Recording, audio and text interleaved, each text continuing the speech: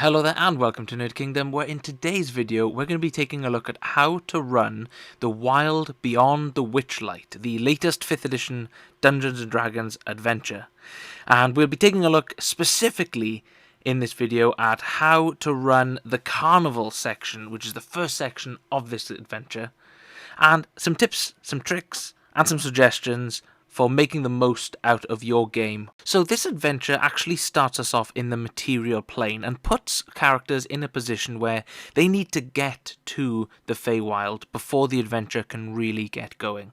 And we have not just a throwaway description of how characters can get into the Feywild, but a fully fledged, really detailed and brilliant explanation of how they can gain access to the strange and wonderful Feywild. The process is going to involve them having to go to a carnival where the carnival owners of Mr. Witch and Mr. Light are in possession of an item that can give the characters access to the Feywild. The tricky part comes in how characters are going to either steal or blackmail or infiltrate the carnival and gain access to this equipment that they have here, because this traveling carnival and the carnival owners are not so easily going to be giving up this information to the players. And as a result, we have a wonderful and detailed description of the carnival, the locations within it, and a bunch of wonderful activities that the players can undergo.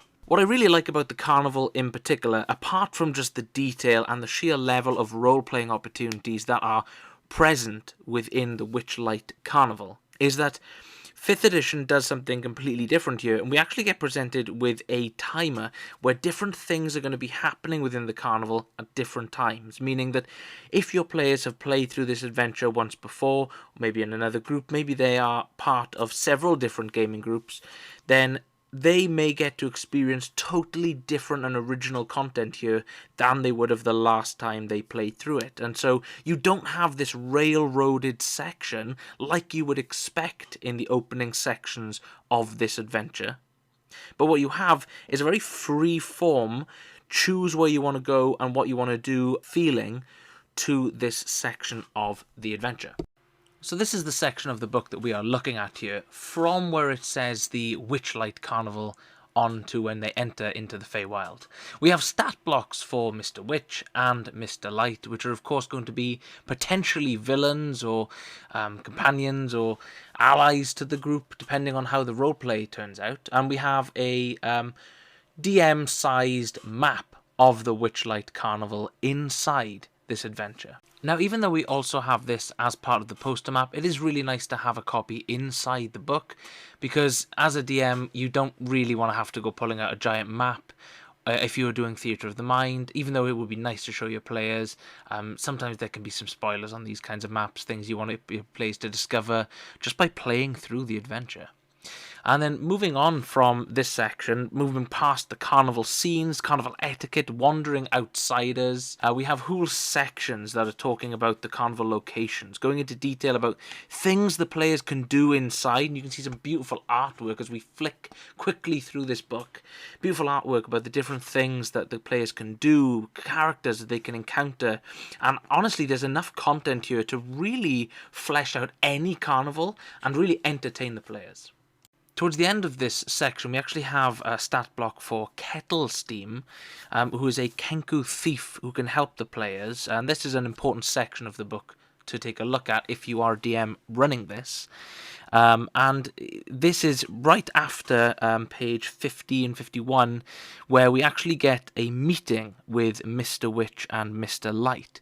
And so this is an important part of the book here, where we realize, or the players should at this point realize, that they can blackmail Mr. Witch and Mr. Light in order to gain access into the Feywild, and the character of Kettle Steam, the Kenku, which is a great role-playing opportunity. Running a Kenku is a lot of fun if you feel comfortable with that level of role-playing, and this adventure is a role-play heavy one.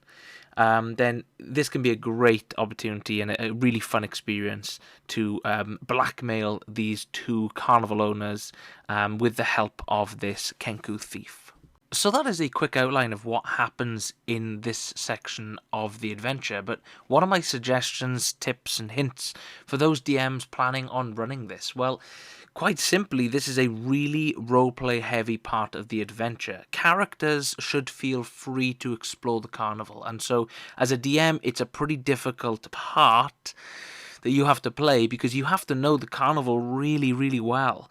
And so make sure you read up on this chapter. There are some great activities that the players can take part in. My personal favourite happens to be the snail racing, which is a lot of fun. But there are some wonderful ones in there that will meet a lot of players' wants and desires from visiting a Dungeons and Dragons carnival. Moving on from that, there are several timed events, and so there are some important or helpful little hints and tips. And if your players are relatively new, then I recommend gently pushing them in the direction of these timed events, and that is going to help guide them through this section of the adventure. So the timed events are something that if your players or if you really want to go through or run different sections, then I recommend putting your players through that, and it can really add to the experience of having different things happening at certain times and having these things be timed. My last suggestion should be that this should not be a combat-focused section of the adventure, and so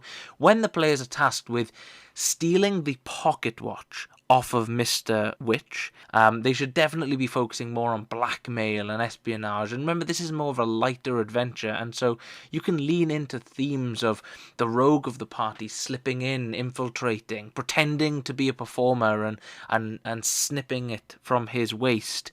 You may even decide to have characters disguising themselves, entering in, pretending to be Mr. Light, and having a negotiation and a talk there. Maybe there could be a bargaining chip. Maybe Mr. Witch or Mr. Light will give the players access, lead them into the Feywild if and only if they do a special deed for them in return. And so you can have a lot of great recurring roles from these two characters and from this carnival if you are willing to be a bit creative. One suggestion that you can do, Mr. Witch or Mr. Light may want the players to do this in return for their help, could be trying to find a Displacer Beast kitten and bring it back to the carnival as a piece of entertainment for the carnival itself. When they're in the Feywild, they can look for a Displacer Beast kitten, the stat blocks of which are provided in this adventure, that they can find and return to the carnival